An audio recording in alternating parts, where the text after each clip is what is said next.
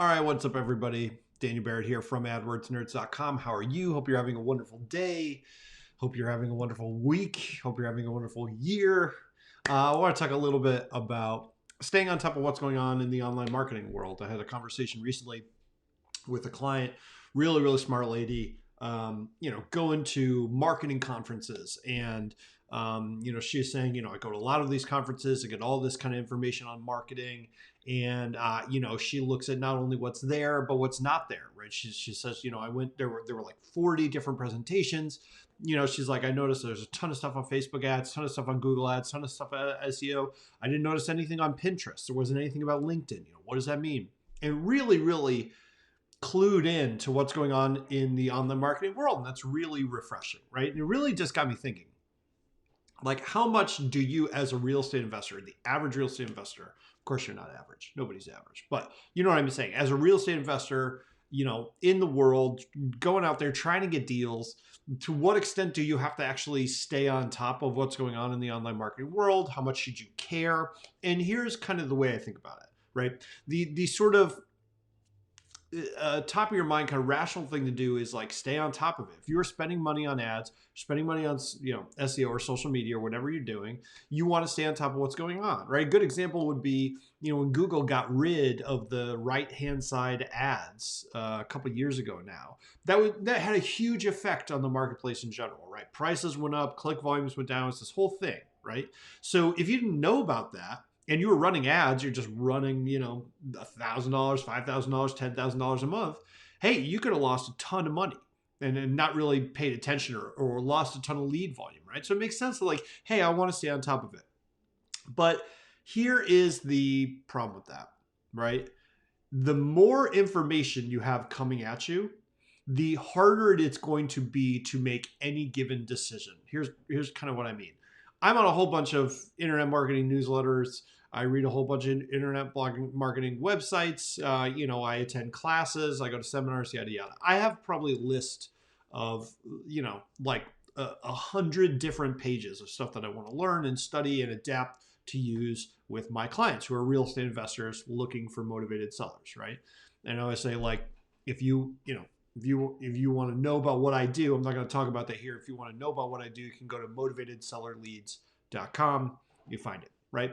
But suffice to say, it's part of my job to stay on top of everything and know of everything. And I get dozens and dozens of emails a day, each of which has multiple stories in it, right, that I'm supposed to stay on top of. As a real estate investor, trying to do that, it's just like just trying to drink from a fire hose, right? It creates a sense of anxiety. And then it's like every decision you want to make, it's like, well, I want to launch a Google ad, but like this going on. Should we do this kind of ad or that kind of ad or whatever? And it just becomes overwhelming, right? And what ends up happening is it drives you to inaction. And the most costly thing in this marketplace is inaction, right? If you don't want to do online marketing at all, don't do it. I'm not saying you should.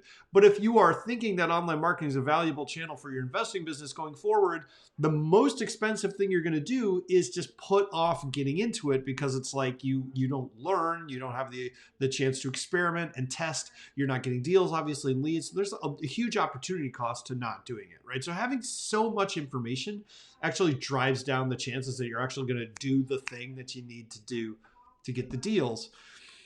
So what do? You can't ignore it. You can't not ignore it, right? You gotta pay some kind of attention, but if you pay too much attention, yeah.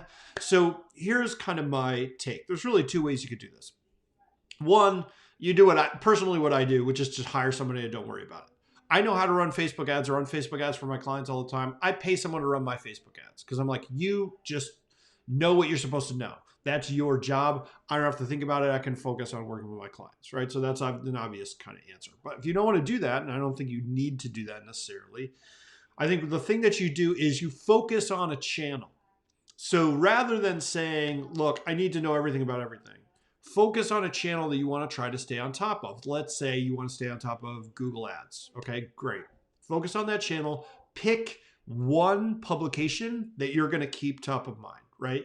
For Google, good one is Search Engine Journal. All right, it's a website. You just Google Google Ads News or whatever. Find a website that looks reputable. I like Search Engine Journal, and I'm not saying like that's the best, but it's just one that I read, right? Pay attention to that one. So what you're doing is you're narrowing down, you're saying one channel, one publication. That sort of filters the amount of stuff that you have to worry about, but it gives you a window into what's going on. And here's the thing, even if you're just talking about Google Ads, you're just talking about Facebook or whatever, there are big kind of infrastructural forces at play that are going to be able to be seen in any one of those channels. So if you pay attention to Google Ads, you're going to end up figuring out what's going on in Facebook ads, right? Even if indirectly. So this is probably like the ideal way as an investor for you to just stay on top of what's going on in the market, because yes, there's a cost to having too much information kind of coming in your face, but if you know what's going on in the market, you're a little bit more savvy, a little bit more technical than the average investor in your market. That gives you an advantage, right? If you knew the right-hand side ads were going away 3 weeks before everyone else, you could plan for and you adjust and you change your strategy. You hit the ground running. Everybody else had to struggle to keep up. So think about it. Think about how you want to stay in touch with what's going on. Obviously, the other way to stay in touch with what's going on in online marketing for real estate investors, I should have said this, just join the REI Marketing Nerds Facebook group. You can get there at AdWordsNerds.com/group, AdWordsNerds.com/group. I love you. I'll talk to you later. Bye-bye, everybody. Have a good day.